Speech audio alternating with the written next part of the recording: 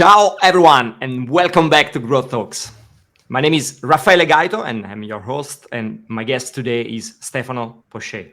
Hi Stefano, how are you? I'm good. Thanks for inviting me here, Raffaele. It's a pleasure, and I'm looking forward for our talk. Nice. So Stefano, we usually start these conversations, with a classic one, with a simple one. So let's talk about yourself for a while. What's your story? What's your background? What are you working nowadays?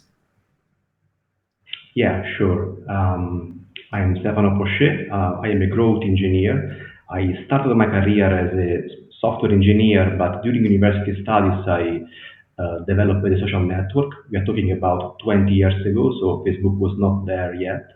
And things went quite well. I was able to sell the company to Ciao People, which was by the time a small internet company in southern Italy, and now it's the biggest digital media company in Italy. And I was holding the position of CTO over there. But what I was doing in both experiences, both as an entrepreneur and as CTO, was actually to apply software engineering to funnel growth. I was actually a growth hacker before that the growth hacker term was coined, I would say. After that, I decided to push on my dream, which is basically a common dream among software engineers and growth hackers in Europe, which was to work in Silicon Valley and in UK. And I worked in a couple of startups, which was, very important experience also on a personal level, on a professional level. And specifically, I would say one experience which was really building my career was the one at Mastered, which was which is still today is a startup which works with digital courses. And I was holding the position of head of growth, and we had also some investment. So I was basically directly managing the investment, and I tried different strategies, but what worked very well over there was Facebook ads. And so thanks to Facebook ads and to using software engineering on Facebook ads, I was able to build a significant and steady growth over time. And after some time, I decided also to leave UK more for personal reason. I really like Italy, and I came back to Italy for more for personal reasons. And basically, I began to be a consultant. Today, I work as a growth engineer consultant here in Italy. But I took with me also with this knowledge of Facebook ads and applying software engineering to Facebook ads and to growth in general. So for this reason, I would say I'm a growth engineer, but my specialty is still Facebook ads, and as well my angle from where I do my growth is always and it's still software engineering. I try to apply software engineering and anything connected with technology to all the growth strategies that I actually built. Lately, the last experience I did was actually something a bit more personal. Things went well with Ciao People. There was an exit, so I decided to give a gift to myself, which was to study again. I love psychology, and so basically I got a second degree last month, and now I am a software engineer and a psychologist. Wow, I love this because this is like this is one of my dreams actually. So the idea of starting again to get a second degree. I have a degree in computer science, but I've always wanted to have a degree in philosophy or psychology. So probably in the future, somehow, I don't know when, but I'm gonna do the same thing. Well, something that I really. Oh, sorry. Yeah, you were saying. I just want to say I warmly advise you to do so because from a personal experience, it's really amazing. I love psychology, and I mean it has been one of the best experiences I did on a personal level. Yeah, nice. So when you were talking before, one of the things that really resonated with me was the when you said probably I was doing growth hacking, before the word growth hacking was invented, and I always describe myself in same way. So in my past experience, in my companies, I've always done a lot of those, tricks and strategies and and tactics to grow a software or to grow a business, a startup. without really knowing, what I was doing. And then, I realized and I understood that actually out there was, a whole world and then books, and frameworks and experts on that. How was your experience on that? So you were doing that. You didn't know that it was called, growth marketing, growth hacking. You were just, hands-on doing things, growing companies. And was there a moment when you actually realized, oh, wait, someone out there, there is a name for this, and there is a whole process, and methodology for this? I think it was a natural process. What I want to mean is that when I started working on this, when I started being a growth hacker, there was no growth hacking. I mean, there was not even content about that. It was really too early. We are talking about 2004, 2005. We're talking about almost 20 years ago, while the growth hacking term, I think, was coined a bit later, like probably 4 or 5 years later. So I think it was a bit more natural. I think it was also something like, there is a very good analogy with that. Do you know the Ajax technology? Yeah. the yeah, and basically there were lots of software engineers who were actually doing something very similar. Were doing Ajax before that actually the term Ajax was actually coined. And so from this perspective, I do believe that it's something a bit more natural. I think that if you were an entrepreneur, if you were a software engineer, and if you were building a company, there was no other way around than to be a growth hacker. And then I think that basically there was a bit more content development about that in the United States and then in UK and then all over Europe, and also a definition of this role began. But what I believe is that I think that from my perspective, growth hacking is basically the intersection of being an entrepreneur, being a software engineer, and working on marketing. That's what I think it is, and I think it was something valid 20 years ago, and it's still valid nowadays. And how important was your experience in Silicon Valley?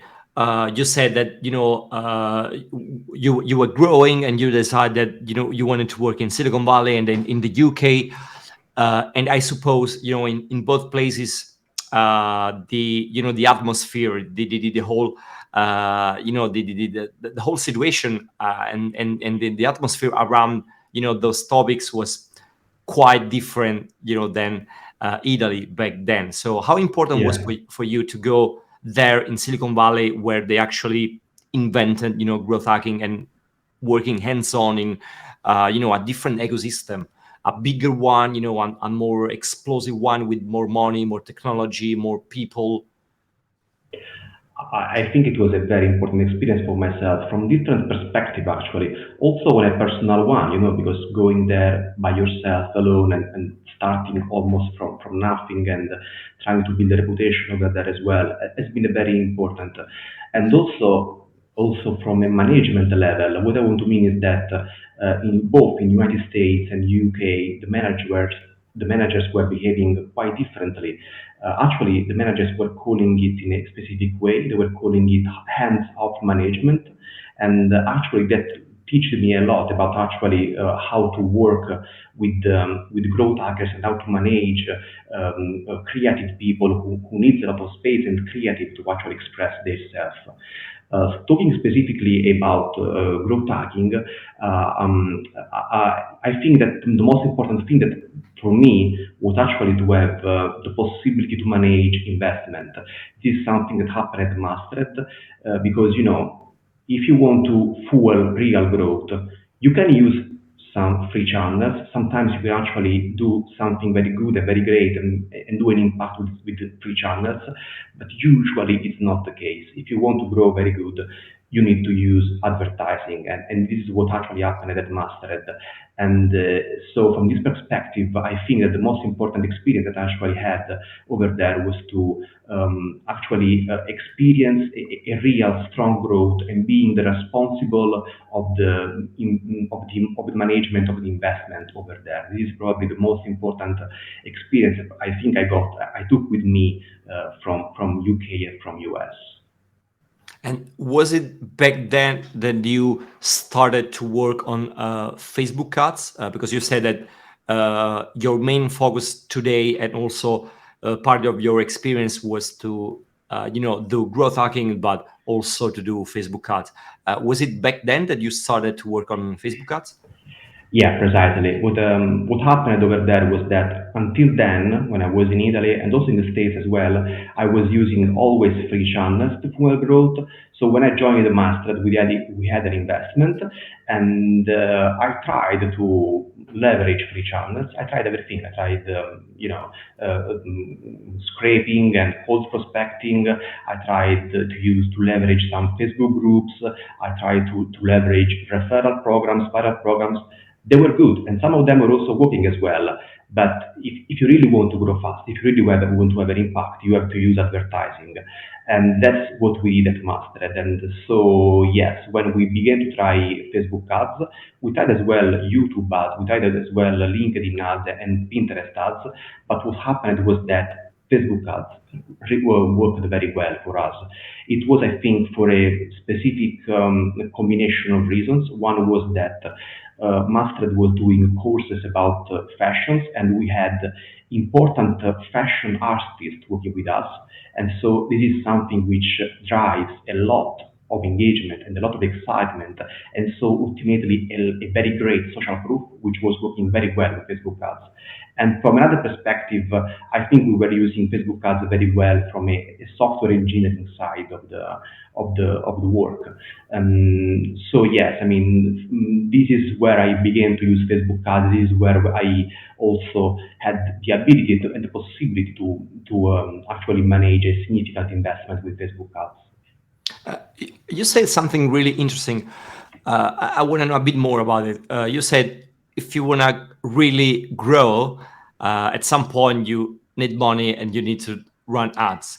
What do you mean by that? And also, is there a specific moment you think where a startup or a small company should do this, let's say, big step, and also starting to have paid channels and advertising? You are making me remind my manager, Adil Abrav, who was the CEO of Mastercard, who told me, you need money to make money. And it was actually very true. I think it was very true. What I think is that it's not, I mean, it depends a lot on the companies. It's not always the same thing. And also it depends over time. I think there was a time, I'm talking about 20 years ago, when you really didn't need it. I mean, it was for sure possible to grow with leveraging free channels, but over time it's becoming more and more important, the usage of paid channels for full growth. It depends a lot, and for sure from this perspective there are different things you can do, and there are also different moments that you can apply advertising. I have seen advertising applied also to experiments, so in very, very early stage of the company. But probably I would say, generally speaking, when you are a scale up, when you have a product working, when you have something that people really want to buy and are willing to buy, then in this moment of your product and of your company life cycle, then probably it's the best, in generally speaking, use case to use advertising to funnel growth. Mm. And today, this kind of your, I would say, main activity, or one of your specialization. In your experience, what are the biggest mistake that you see when company try to run Facebook ads and they do something really wrong? I don't know, 2 or 3 tips and tricks that you want to share with us. This is a very good question. The first one which comes to my mind is, there is a lot of talking about doing A/B test and measure everything and use a lot of math and statistic to your advertising, but you need to be very careful when you do that, because often it's not the case to do so. Because when you want to actually apply mathematics to your growth strategies, you always have to remember that you need statistical evidence to actually apply mathematics. And very often, for example, this is the case for very early stage startups which don't have enough traffic. You actually cannot do that. In other situations, it's very common, for example, when you use Facebook ads, that there are a lots of variables who are actually interfering with your experiment and what you are actually doing. And for this reason, you might see, for example, that an ad is converting at 10 and another ad is converting at 5.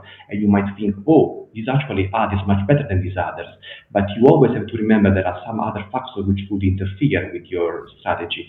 And keeping that in mind, sometimes it might happen that some advertising which is working not in the best way in a specific moment, in a specific scenario, in for specific variables, could actually work better than other advertising in another scenario, in another context. This is something that probably many companies do not really understand. Or not companies, but probably some Facebook advertisers don't really understand. They probably just see, two ads converting in two different ways, and they just take directly an outcome of that. But often it's not the case, because you always have to consider the statistical relevance of what you are actually working on. Can we just, sorry if I interrupt you, can we just explain what is statistical relevance, because maybe not everyone in my audience know what that is. Yes, sure. This is actually something that I, ironically, that I actually studied specifically while I was studying psychology, because now there is this shift in psychology over objective studies.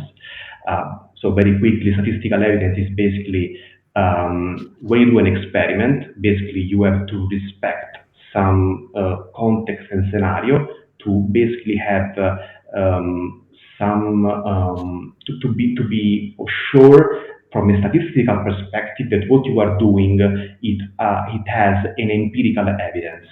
So, for example, very often what happens is that when you run an experiment and you show this experiment to a small number of users, for example, let's say 100 users, and you get an outcome from this experiment, which is conversion rate is 3%, often the amount of people you are showing your experiment might not be enough to have a statistical evidence, and so an empirical way of demonstrating that what you are actually that the conversion rate you have can actually be expanded to more bigger audiences.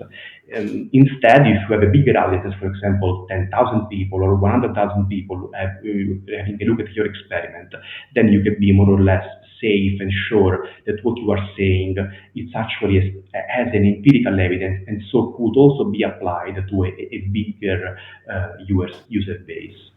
And Okay, thank so, you. for this reason, when you work with very small startups which don't have enough traffic, you can't really A/B test. You cannot really have a statistical evidence, and it's just better in those cases to, follow your gut, as they say, and basically try to actually do what you think is best. And then, when you will have traffic, to A/B test and prove that what you are saying is true or not. Yeah. I don't know if you agree with me, but usually what I say to my clients or to my student is that there is a moment when you run experiments just to discover things, and there is a moment when you run experiments to optimize things, and you don't have to confuse those two moments. So I think it's probably the same thing that you were saying before. Yeah, definitely. Okay. So this is the first mistake. Do you have any more mistakes that you want to share with us?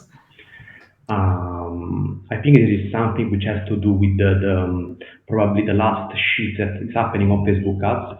So what I want to mean is that in the last years, and actually more and more in the last months, the AI is becoming more and more relevant. And so from this perspective, personally, my goal is changing when I structure Facebook ads, and it's not anymore about developing a Facebook ad strategy. But what I do instead, it's basically making everything possible so that the AI can actually deliver a great Facebook ad strategy.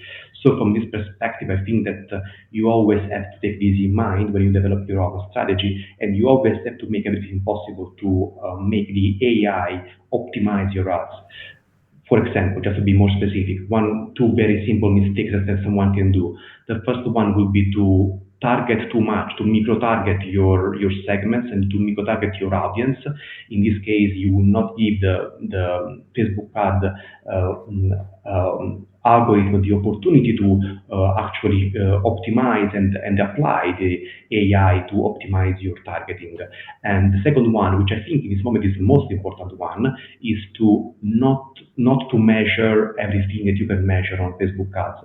I think in this moment it's important to measure everything and to give most signals you can to Facebook ads and to really keep that in mind and have the most focus to have the best tracking and reporting in place to make the AI to have the enough signals to actually optimize your ads.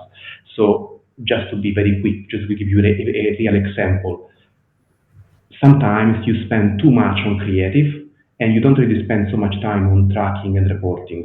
And actually, for me, from what I'm actually seeing in the last years and more in the last month, it's actually better to do the opposite, to not to spend too much time on the creative, to be also a bit more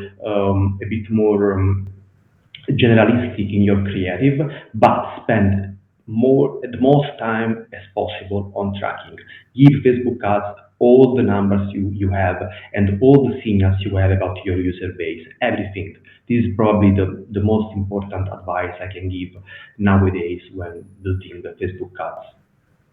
Can you give us an example of the signals? What do you mean by that? You said that it's really important to, the AI needs to collect signals, and the more signals, the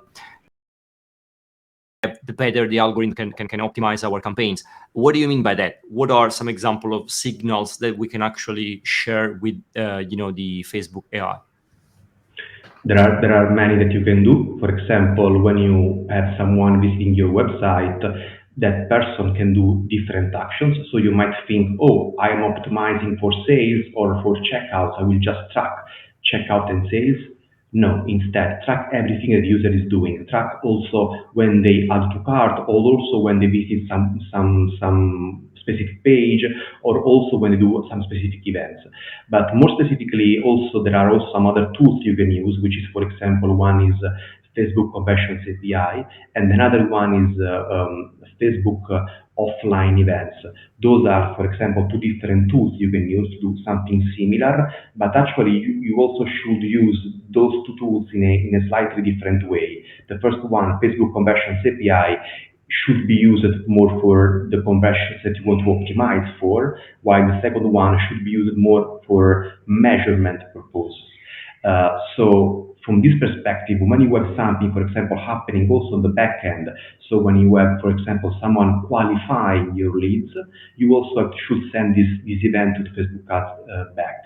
When you have someone doing purchases from offline, you should also send this event back to Facebook.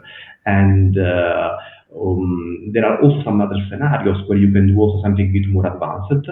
So, for example, again, as I mentioned, these two API that you can use from Facebook Conversions API and Facebook offline events are quite different.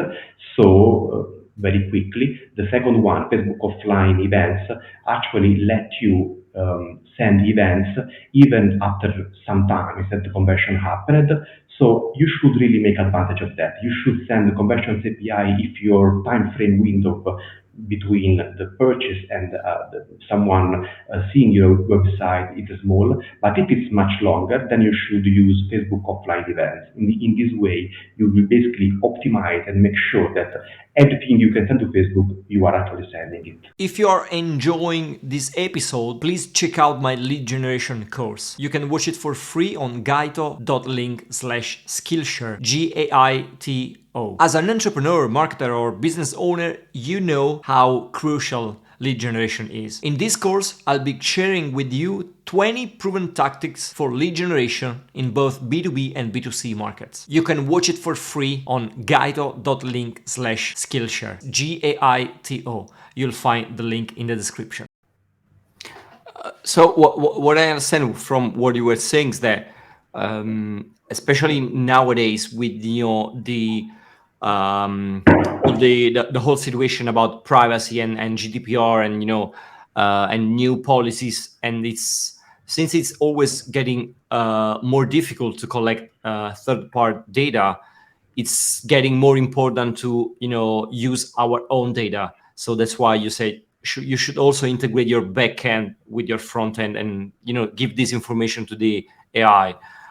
Is that right? I mean, is that somehow connected also to the whole new privacy situation and the difficulty to track sometimes and to have data from third party?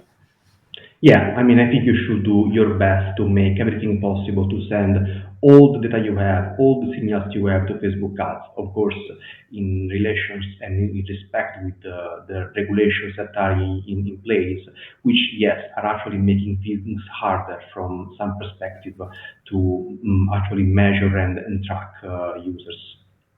Uh, since you mentioned AI, and this is probably one of the topics that we've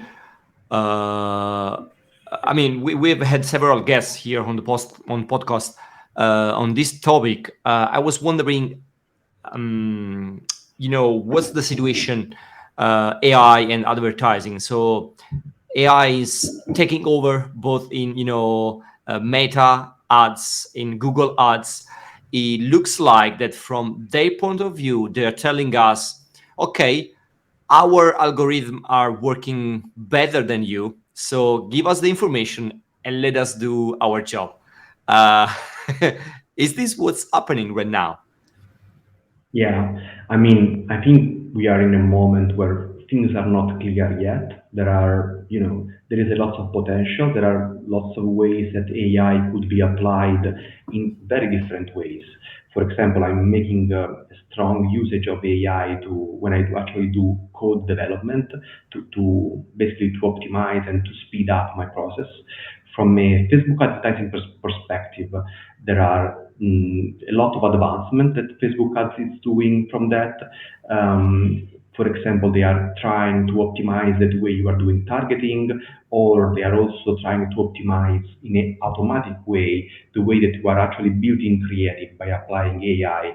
But from what it looks right now, from the position we are in this moment, it looks like basically we are in a moment that we don't really know what is happening. There are all these experiments that are happening right now, and we really don't know what is going to happen. From my personal perspective, which is just a guess, I think that there are different scenarios in front of us. It's definitely possible, and probably it will happen that more and more AI, which actually will actually do our job, and our job will become more and more, as I mentioned earlier, to giving the right instructions to AI and to make it possible for the to AI to actually build a great advertising strategy. But again, I think in this moment we are in a moment where there is a lot of potential. Everything could happen, and AI could be applied to different parts of the advertising strategy, from targeting to creative. But I do believe that things are not clear right now. It's the same thing that is also true for other fields where AI is being applied. No one knows yet if it will actually really happen that AI will be able to drive cars. Many people think so. Many people think that will happen in the next 5 years. Some other people think it will happen in 20 years. Few people think it will never happen. And I think we are in a similar scenario with advertising. For sure, there will be an impact, but in this moment right now, it's not really clear how much this impact will be strong.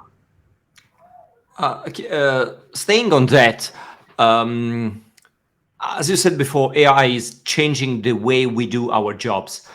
And so, of course, Chat GPT is changing the way copywriters are doing their job. And the same is for, I don't know, graphic designers, for developers, because of the tools that nowadays we have and we can use. How is your job changing? I mean your job. I mean the whole category. So if someone today is listening to this podcast and they run advertising because they are, I don't know, freelance or marketing agency, a marketer running ads, how is your job changing, and how you can keep your job in this new era with AI doing most of the uh, hard work behind the scene of advertising campaign? This is a very good question. Personally, I am doing my best to, really understand ChatGPT and how we can actually help my job. There are some scenarios where I actually am already using it from a marketing perspective. For example, one of these is copywriting, but I'm using it a bit more when actually doing software development. As I mentioned, there is a lot of software development that I apply to Facebook ads. So from this perspective, using ChatGPT or similar tools like Copilot from GitHub, it is actually very important. It's actually making possible for me to develop code in dramatic less time. Like a significant difference. Probably something that probably would have taken me 2 3 days to develop. Now it just take 3 4 hours. And also, what is changing from this perspective is also, the way I'm actually working. What I'm actually doing with ChatGPT, it's not to make ChatGPT to develop the copy or to develop the code.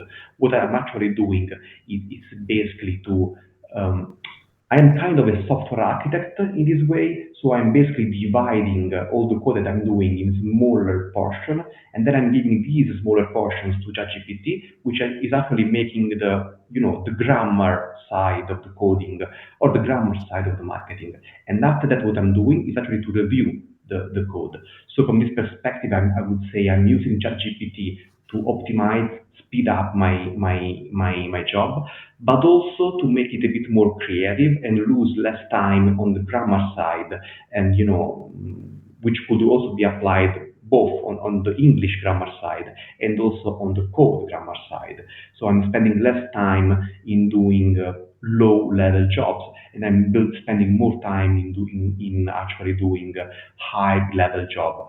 Uh, but again, I do believe we are just in the beginning. No one knows what is going to happen. It might happen as well in 10 years. Most of the marketing job, of the software or the software engineering job, will actually be made by AI. No one knows where we are actually going. So can we say that the can we say that professionals should move a more, towards a more strategic level? I mean, if I decide to pay someone to run my ads, or to write my copies, or to write my code, I pay them for the strategic, approach, and the ideas that they can bring into the job. Yeah, I definitely believe so. I definitely believe that the most safe place that we can go right now, if we want to keep our jobs and to be relevant in the market, is to definitely move to a more strategic areas. And also from this perspective, I think it can also happen have knowledge of different fields. So, for example, in this moment, if you have knowledge about software engineering, but as well knowledge from marketing or as well knowledge of product, it can help you do things, because I think that in the future, where we are moving, it will be more and more important to do creative jobs and to do more strategic jobs than is today. So I definitely agree with that. Mm. That's I love this, and I think this is a topic that came up several times here on the podcast. The idea of being a T-shaped marketer. There are several names they use for it, but basically what you were saying is you need more skills. I mean, it's important to be vertical on a topic, but you need more skills in this area if you wanna keep working and using AI and whatever. And in terms of trends. Of course, AI is probably the biggest one. We all know that. But in terms of trends, what are the trends that you are seeing today in the advertising world, and especially in Facebook ads? Is there something really important that we should know that is going to impact our campaigns in the next couple of years? This is a good question. Of course, I would have answered AI, but we already have chatted a lot about AI. Probably the second one, which I'm seeing more and more relevant right now, I think it's personal branding. And I think that personal branding is having more and more an impact today for companies as well. I have seen, for example, yesterday in an announcement from LinkedIn that they are going to let people do advertising also on their personal profile, which was impossible until yesterday to do so. And I think from this perspective, it's becoming more and more important, to invest in personal branding, and also to leverage correctly your personal aspect of the company. So to be a bit more open about of your personal aspects of the company, of your employee, and how actually to be more transparent about the company, what actually is working and is happening on that. Mm. Anything else that you think it's important and it's gonna have an important impact on Facebook ads and marketing campaigns in the next couple of years? Something else, let me think. For example, I do believe that software engineering, for example, marketing automation applied to Facebook ads can also be very relevant, as well, probably integrations between different products. So, for example, I think that we have not seen the best of the integration between WhatsApp and other instant messenger tools inside Facebook advertising. This could actually be something that actually could be relevant in the future. Facebook is Meta actually it's very they're trying to avoid to put a lot of advertising on WhatsApp, but from my perspective it's actually very it might be a very effective way of channeling results and channeling growth. Mm. I think that's somehow inevitable. They are probably postponing it, but it's somehow inevitable. And talking of integrations and messaging, something that I really loved is when ChatGPT, when they announced the possibility of using websites and tools, everything integrated inside the chat.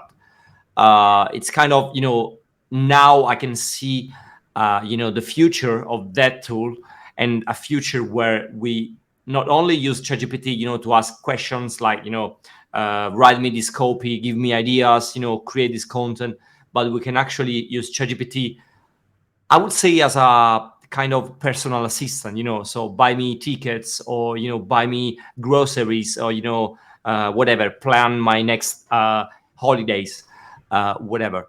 How can we leverage that? Is that, something that you think it's important for us, as entrepreneurs and marketers in that niche? This is a very good question. Actually, I have developed a plugin for ChatGPT. It's called Italy Latest News. It's just an experiment for now. It's just understand how the market is working, what is the amount of traffic I could get from there, and also how the development is working. It's actually very interesting because if you are applying to develop a plugin, it's basically you have to basically do that through an intercom chat. There is no other way around for now. It's very experimental for now. It's really the beginning of this. From this perspective, I think that there are for sure. I mean, we are still, as I mentioned earlier, when we are talking about ChatGPT and AI, we are still in the very beginning of this. We are still in a moment where things are not clear for now. There are lots of tools that are actually going out right now. But there is one, for example, that one industry that I think that will be actually be disrupted by this, and it is related with the marketing, which is probably data scraping and scraping automation. Because if you think about that, it's probably the first type of software, or one of the first one, which could very quickly actually be programmed by using natural language. So I think that we are probably the first one that we will have revolutionized very quickly, will actually be the scraping, and very soon we will have the ability to actually scrape a website by just telling the tools what we want to scrape, and which website, where to take stuff, and so on. This is probably one of the first examples, because it is something I think it could be easily automated. But again, as I mentioned, I think we are in very early stage of this, and there are tons of possibilities. And from marketing analysis to competitor analysis, you know, for example, one good example of what I am saying is Auto GPT. If you try to use Auto GPT, basically you will see that there is a huge potential, but actually it does not work. I've tried by myself, and also I have read some blogs about that. If you really try to use that, you will see that it has a huge power. But if you basically tell Auto GPT to develop a complete strategy, a complete marketing strategy, and to build creatives and to build, I don't know, even technologies behind your marketing strategy, he at the end won't be able to achieve a complete product. He will try, it will be impressive what we will try to do, but at the end he won't be able to do so. However, it might happen in few years. It might happen that someone will be able to actually to develop a tool which is basically Auto GPT, but actually working. You never know. From Yeah, this perspective, it's much important. It's very important, as we mentioned earlier, to move more and more in the strategic side and to have more understanding about other sides of the business, mm. to be more and strategic and on what you're doing. and probably the most important thing, the first one, I mean, for marketers, entrepreneurs, but I would say for everyone, is to actually study those tools. I mean, if you are kind of scared of what's happening out there, the worst thing that you can do is, just put your hand under the sand and ignore the whole AI revolution and be scared. But if you start studying those tools, maybe somehow you can find, the way they can actually help you doing your job, improve your job, optimize your job, make you more efficient in your job. And I love the example of Auto GPT, because when I think I saw like a tutorial or a demo or something, I was shocked. I mean, I was Yeah. using ChatGPT for 4 months, maybe 5 months or something like that. And I was kind of confident, oh, now we have these cool tools, we can do a lot of different things. And then I saw a demo of Auto GPT, and in 1 second, ChatGPT felt so old and limited. I say, oh my God, this is the future, actually, not this one. It's impressive. It's amazing. If you use that tool, it's really amazing. It's really impressive. But at the end, it actually does not work. I mean, it does not work properly. It's not able to actually finish in a proper way what or you wanting to do, or at least for now, a human person, a strategic person, will actually be able to do the same and in a much better way. Yeah, I agree with you. But the idea of, those agents, somehow, I don't know. I'm super excited about it. I really wanna see something that works and what we can do with it. Yeah, I love it. I love it. I love it. So, Stefano, usually, when we reach the end of these conversations, we talk a little bit about books and tools. So I always ask my guests to share with us some, I don't know, cool books, something that you are reading right now, or something that you have read in the past, but it was somehow important for you. So, is there any books that you want to share with us? As I mentioned earlier, I am in love for psychology, so I want to share probably one of the most um, interesting book I have read, which is Bioenergy by Alexander Lowen, which is a psychology perspective which basically mesh together the body and emotional side with the cognitive side. It's very interesting, and I would say it has been very important for me, both on a personal perspective, but ultimately also on a professional level. And probably also, talking about the more professional side, I would say I like John Loomer, the blog. I mean, I follow his blog, and I think that he probably does a good job of explaining his strategies and what he's doing, and I do follow him. Okay. Talking about tools, Yeah, probably there yeah, yeah, are yeah. talking about tools, there are several that I use. Uh, as I mentioned earlier, I use a lot of, I'm a software engineer, so probably I will mention PHP MyAdmin, which I use a lot.